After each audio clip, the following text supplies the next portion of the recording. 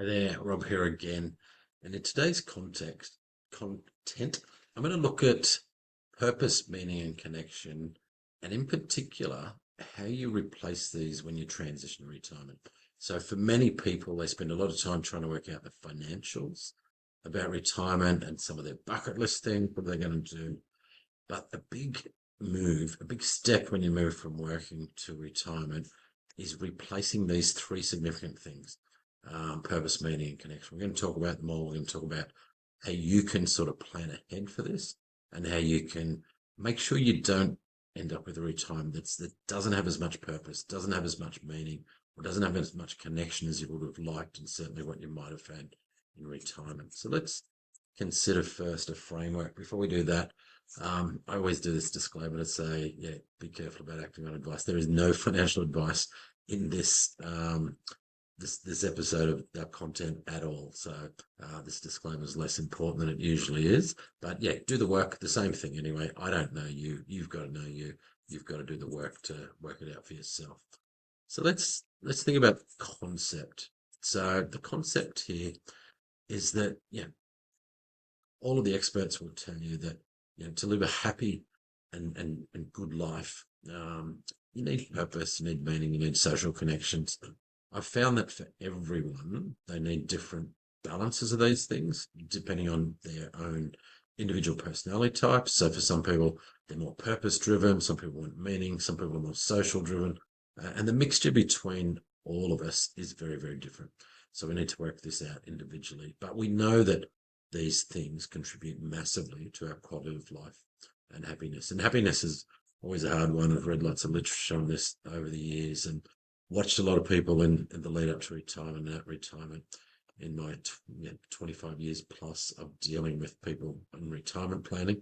And yeah, I know that people over focus on the financial stuff. Have we got enough money? How much more are we going to need? And that's all really good. But if you don't get this right, it can really affect the quality of your retirement, no matter how much money you've got.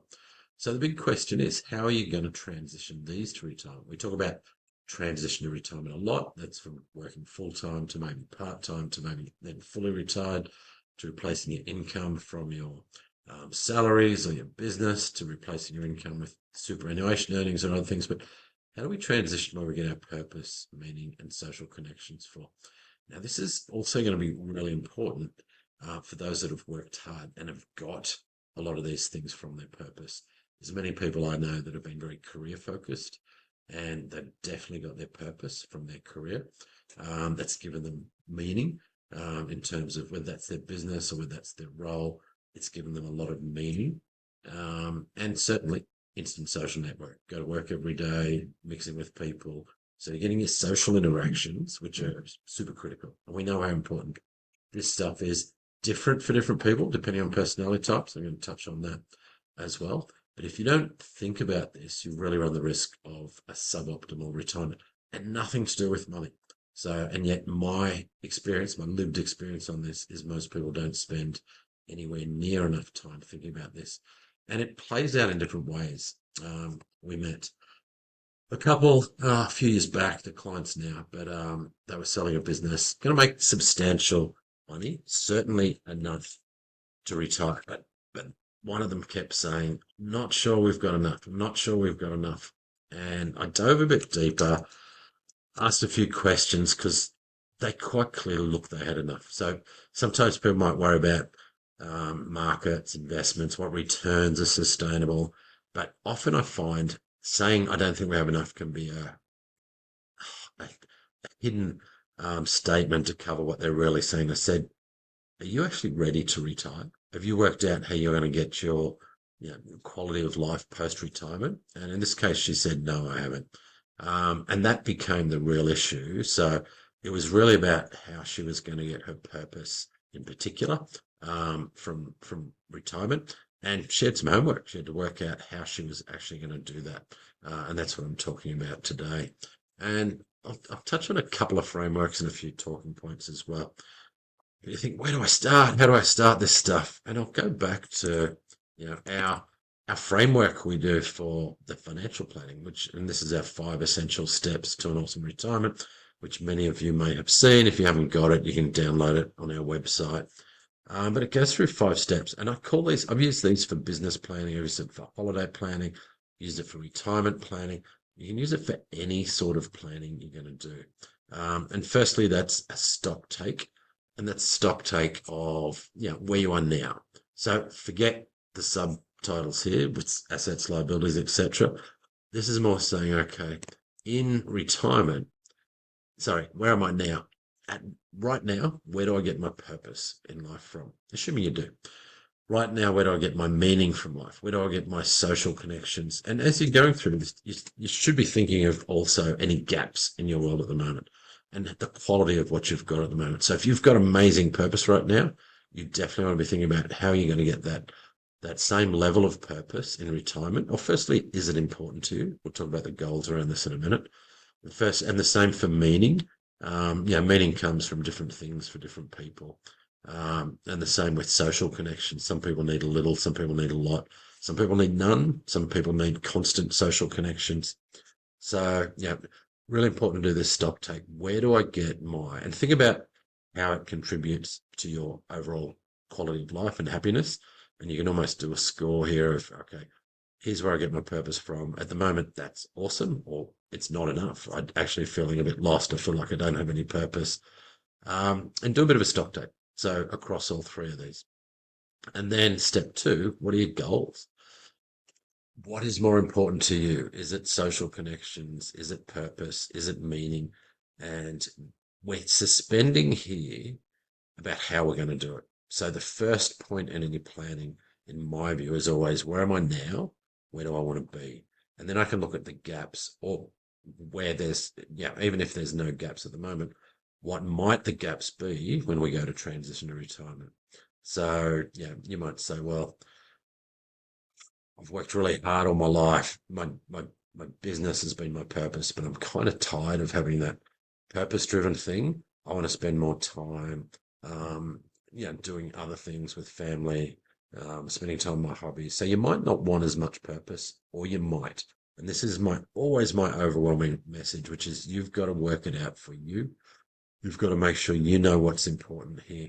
And we'll talk through some examples as we go through this. And I'm going to give you a list of things because this can be hard to do. But certainly this framework, where do I get this stuff from now? Is it good, bad, indifferent? Is it awesome? And you might want to work out how you get that sooner rather than later from what you're doing right now. You might start to add some of these things into life. And then what are my goals? How much of a mixture of these things do I want? And then we can get down to, well, what's the strategy? How might I transition? How might I get ready to change my social connections from going to work every day to whatever it is? How often you meet up with people? Because I often see a void. The classic case of, we had one client, this is about 20 years ago now, but this guy had retired early. And he was around about 50. And he said, he came in, and he had enough money, but he came in about a year into retirement and said, Rob, I'm thinking of going back to work. And I said, what for? He said, I haven't really worked out how to fill my time. By 10 o'clock, I'm looking at the fridge, wondering if it's too early to open a beer or a bottle of wine. He said, I don't want to do that. And he just had not worked out how to go from a very driven business person to retired. And in the end, he did go back to work, and I'm not sure, I lost track of him, but I'm not sure whether he eventually retired. But often people can work out they're actually happier working. And this won't be everyone, depends, as you've heard me talk about, depends whether you work with your mind, with your body. Obviously, for my tradie friends and clients, working forever, using the tools and using your body is not necessarily a viable option, although it is for some. Sometimes that might be a move to supervising rather than doing the work. But really, you've got to work out, are you ready to retire, or do you move through a semi-retirement? And if you are going to retire, what do you replace these things with? So let's talk about some specific examples in terms of a list of thinking points. And I'll get these up. And I'll just pop up the first four, and I'll talk through those, and then we'll talk through a few more. But the first point here is depends on your personality type. I don't know if any of you have ever done personality profiles. There's things like DISC personality profiles, where you're kind of working out whether you're a people person or process person. things in between. Let me give you an example. If you're a people person, as you look towards a weekend, you're looking to socialize, whether that's in small groups or large groups will also depend on your personality type, but you're looking to catch up with people. If you're not a people person, you may be looking to relax or go on a big bike ride or go on a hike by yourself. So your personality type will absolutely drive this sort of stuff. And I'll give you an example. When I'm talking to people, I say, well, what do you like to do in your spare time? Now, if I meet a guy who likes to go to his shed and fix up cars or play with cars, I know he's not a people person predominantly. That's his way of escape. And there is no judgment in any of this. You are what you are. And it's very important to recognize what you are so you can actually design a life that's really good, but also to work with your significant others and family and everything so that you're designing stuff that works. As my second point says here, you've got to work out your stuff. But if you are part of a couple, you've got to work out the couple needs. I had a client years ago who said, Rob, tell him not to retire. I said, for better or worse, for richer or poorer, but I didn't say for retirement. And she was half joking, but she knew deep down that he wasn't ready to just go from working 60 hours a week to coming home and all of a sudden, what's there to boss around? What was there to do except her? Now he eventually worked out a retirement path as well. Once again, it wasn't about money, it was about how to spend time. So if you're a couple and you spend all these years heading off to work and just having the evenings and the weekends together and all of a sudden be bang, full time together, unless you've worked out both your individual needs and your couple needs, you may be in for a bit of a hard time. And also each other's personality type. If you've got one of you who's really social and one of you who's not, you've got to work out the balance. Couples always about some form of compromise. I'm not a relationship expert, but I've watched a lot of people over the years. It's been interesting to talk to them about how they get this sort of stuff. I'll give you another example around the personality type and think extroverts, introverts, and the middle ground from some research by a guy called Daniel Pink, who talks about omniverts. And omniverts are people that sometimes they're a bit extrovert, sometimes they're a bit introverted. It kind of depends on their mood. And they'll all plan their life very differently, and they'll all have things that excite them or scare them that is very different depending on their personality type. So I'll give you an example. If you're heading off to a conference or a course and you don't know anyone that's going to be there, and the thought of walking into a room with 200 other people, depending on your personality type, that's either going to excite you or it's going to scare the hell out of you. So if you're not a people person, heading into a room full of 200 strangers will scare the hell out of you. But if you're a people person, you're open to meeting new people, that's going to be exciting. It gives you variety as well. So once again, know who you are. Lots of people are in between on that. So that's the first two, your personality type, your partner, if you've got one's personality type, and what your needs are going to be around all of these things. Do you need a lot of purpose? And I'll give you an example. My partner is massively a social connection person. She gets her meaning and purpose from family and friends and nieces, nephews, and eventually, to be grandkids, not from running a business or her career. She gets some social connections out of that as well. Whereas I've been a purpose-driven person. I love my social connections, but in the right balance and not as much as her. So that's where you've got to go through and work this stuff out so you can plan it, so you can make sure you don't land in this surprise world of, why did I retire? This isn't what I thought it was going to be. Family. So the next two biggest things in your world for most people are family and the house. And I'll do them in reverse order here. But the house is there a bunch of house projects? Am I going to start a garden? Have I got all these things I've been wanting to do to the house for the last 20 years that I've never got around to?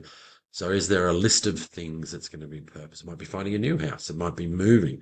It might be finding the new social connections in a new town, whether that's hill change, sea change, or downsize or upsize. It might be heading to a farm. There's all these sorts of things that will give you purpose, meaning, etc., and add other issues as well. If you're moving, if you're going to retire and move, whether it's a beach change or a hill change, these things are even more escalated in terms of trying to make sure, because all of a sudden you've lost your core social connections from your area, but also from your workplace. So these double down.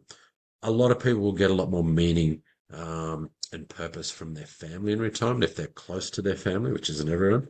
And if they've got potentially an emerging growing family, would be grandkids and things, that will give them a lot of purpose. A lot of people I've seen make the sudden decision to retire after not being ready when all of a sudden they've got a few grandkids and they want to have more time to spend.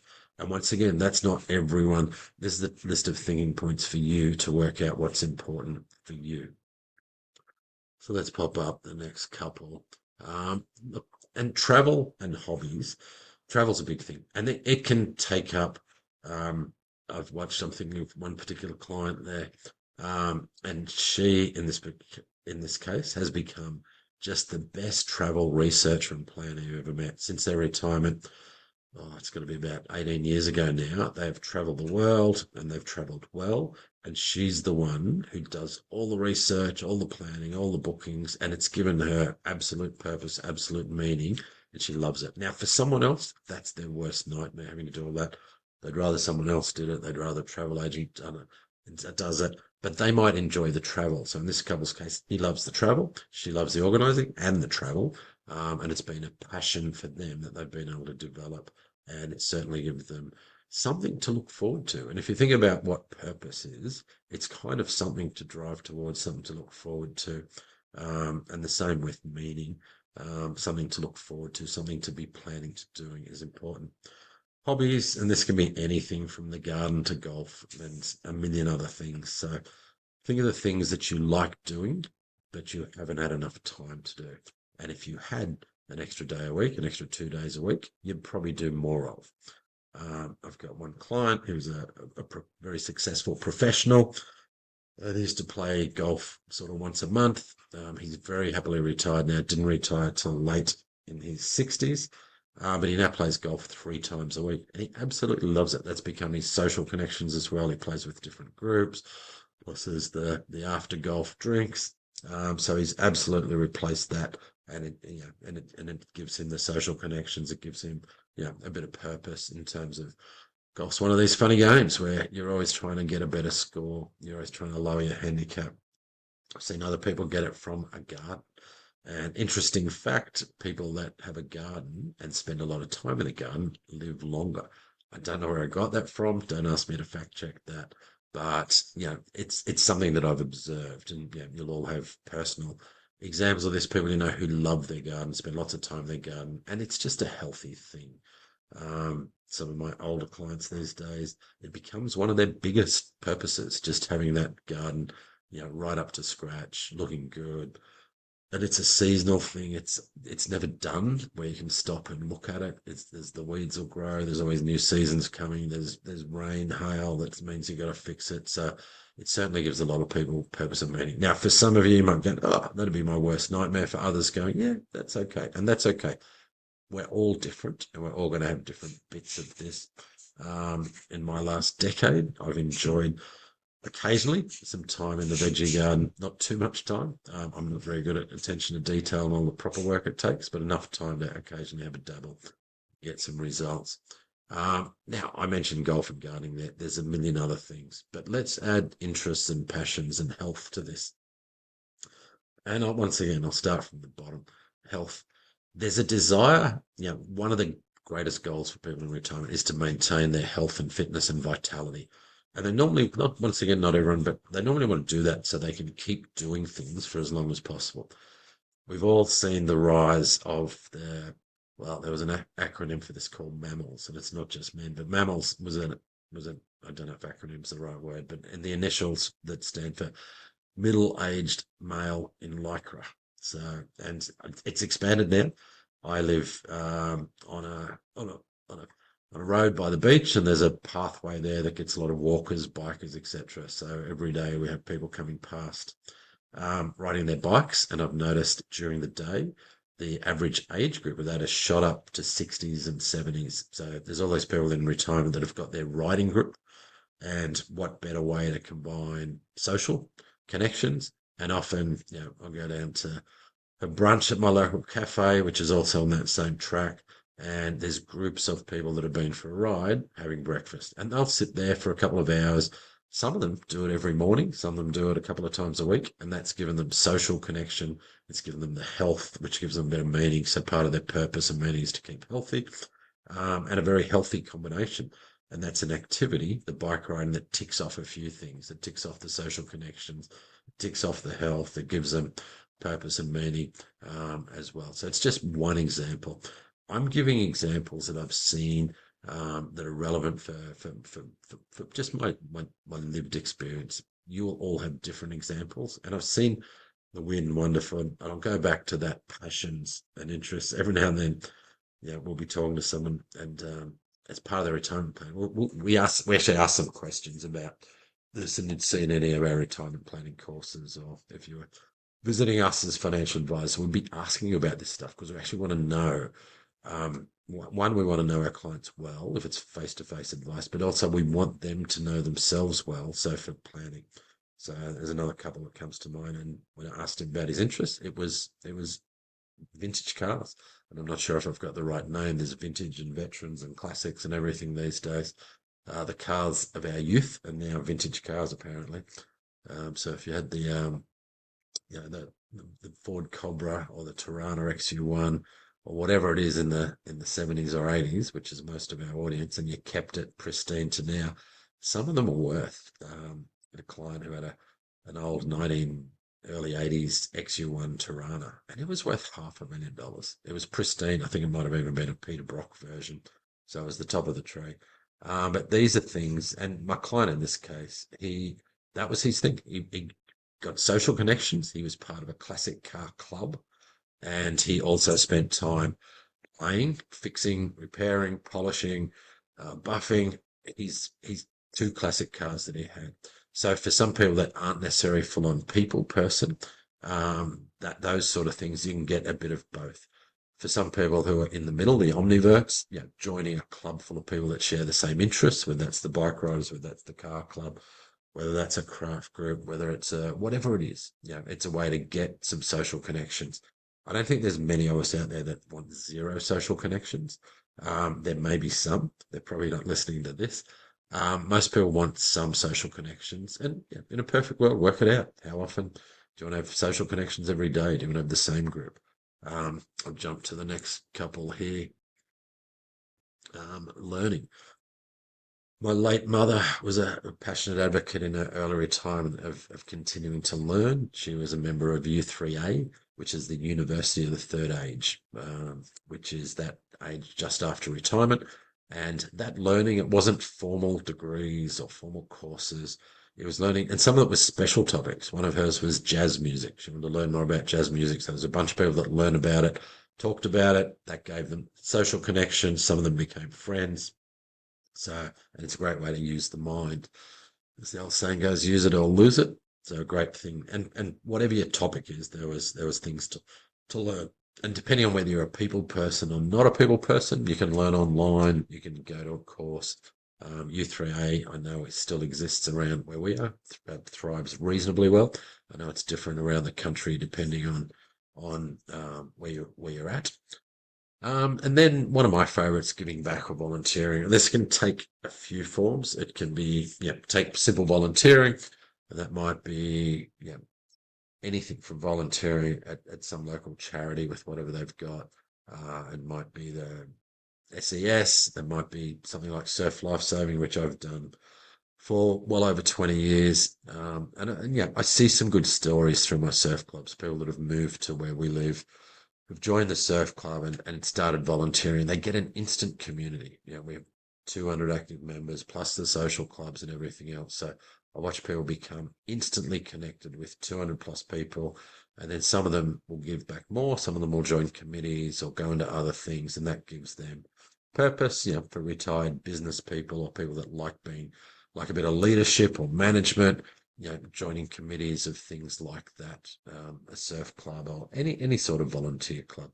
The giving back, my late father spent 40 years, all his life in business, and in his sort of semi-retirement, he ran, it was an MD for him, and I think he got a little bit of money for it, but he was effectively a mentor to small to medium business, managing CEOs. It was actually called the CEO for him. And it was a great way. He got a lot of meaning out of that. There was a group of 12 in each of his classes, so to speak, that went for a year, and they got very close. They solved a lot of each other's challenges, life challenges, not just business challenges, and they were very, very close. So that giving back, that volunteering, it was very purposeful for my father, who looked for purpose and meaning, having had a very big corporate career. That can be giving back. It might be a teacher who decides they're maybe I'm making this up. Maybe the teachers out there will say this is crazy, but they go back and I think of my auntie who in her retirement, she goes to a local school and reads to the kids in prep and grade one. So, and that's a couple of days a week, and she's developed some really close relationships with a lot of kids over the years, and gets an immense amount of pleasure from giving back and volunteering there.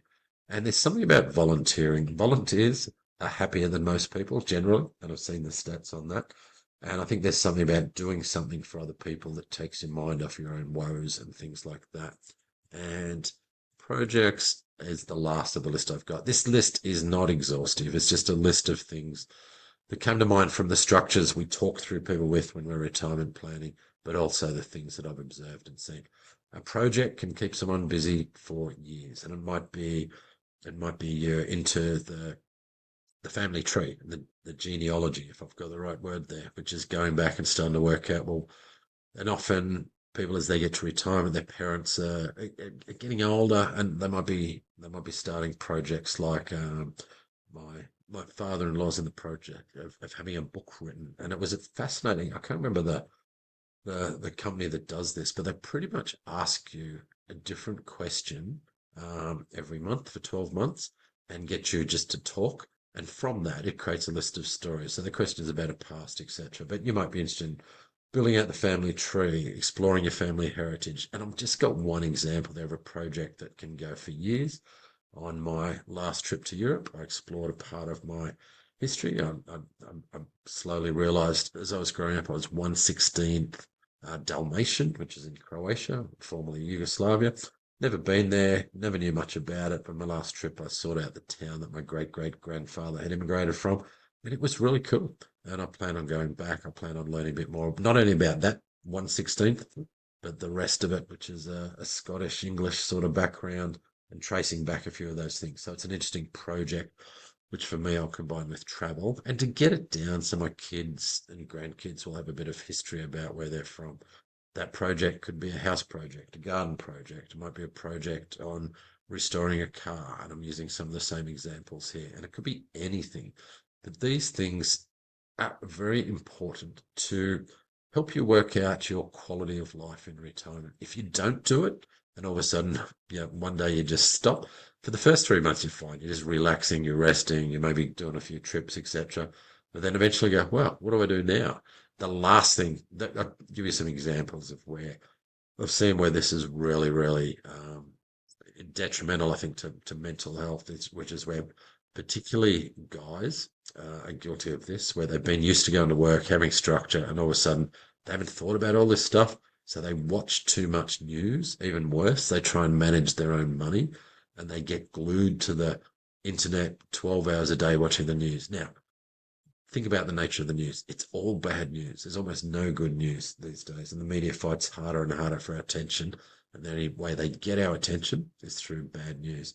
So these guys become grumpy and old and they think the world's terrible. Instead of looking out the window and getting involved with other people and getting involved in projects, they're just watching the news, which is no way, my experience, to live a life. And I know for a lot of people that do have guys and girls that have an interest in current affairs, yeah, more reading and stuff like this is an absolute thing. For some people, I've seen, their hobbies, if their hobby is reading and learning, they will just dive into all sorts of things from all sorts of history or things they're passionate about. A recent travel group I had with a bunch of friends. We were in Indonesia, we were surfing, but as we went through some of the areas, we got to talking, and one of the guys had spent time living in Mongolia. And he talked about the books he's read, and he did a whole lot of reading and research while he was over there. And we got talking about history, the reign of Genghis Khan. So it's amazing the interests you develop as you get older, and you've got time in retirement to indulge them and to read for 2-3 hours a day. One of my late elderly clients in her last few years, she lost her husband in the last few years. She said, Rob, I'm really happy reading a good book. and she meant it. That was her purpose and meaning. Plus family. For her, it was really simple, catching up with her children, her adult children, and her grandkids. And when she wasn't doing that, it was reading. And that gave her enough meaning and purpose. So let me wrap that up, and hopefully I've given you a lot of talking points. But yeah, purpose, meaning, and connection. The key takeaway here is, or as always, work out what you need. Not what anyone else needs. Not what your neighbour thinks is a good idea. Not what someone else, even your kids or your spouse, not what they think. And you need to work out with them part of this as well. But initially, you need to think about, what would I like to do? What is going to give me not just, and think past the relaxation bit. You'll have plenty of time for relaxation. That'll get boring after a little while, and then you run the risk of the media attraction. And these days, it's worse than ever: social media, death scrolling, all that sort of stuff. So work out what you want. Where do you get it from now? So analyze where you get it from. Do you get enough now? Where might you get it from in retirement? Where might you get purpose, meaning, connection in retirement? And just spend some time here. Have a notebook. Start a journal where you spend the next 6 months jotting down things you might want to do, whether it's travel, whether it's the projects, whatever it is. It doesn't matter. It's your future to plan. And then, excuse my typo there, but what strategies might you use to get there and to transition there? And what do you need to do? What do you need to schedule for later? You might already be in a riding group. You might decide you're going to join a bike riding group now, so that can continue beyond. You might start some of these projects. You might just have them listed ready to do, but the important thing is to work out what you might do and what you're going to need to do. So it's very conscious. And just like the actions that we build when we create a financial plan, you're going to have a list of actions to start doing as you approach retirement, or on retirement, depending on what it is. But starting to get busy about this. And this stuff should excite you. If you do this exercise well, all of a sudden you'll go from being wary about retirement, a bit scared of it, to actually being excited about it at the same time. You can be excited and scared at the same time. That's kind of so what's described. They're opposite sides of the same coin, and it's very hard to be excited about something if it doesn't scare you just a little. So you've got to extend the challenge there. And then you've just got to do it, with exclamation added. That came from an old project manager I had years ago, who would ask us if what the problem was, if we had all the solutions, and then which solution we preferred. And then if we didn't have any of those things, she would send us back to get all that ready. And once we had those, she'd say, "Is that what you think is the best thing to do?" And we'd say, "Yep." She'd say, "JFDI," which is, as Nike said, "Just do it," with a bit of an exclamation. So I hope you've got something out of this. It's a really, really important thing. It's got nothing to do with finances, but it's got everything to do with quality in retirement. So until next time, Rob McGregor signing.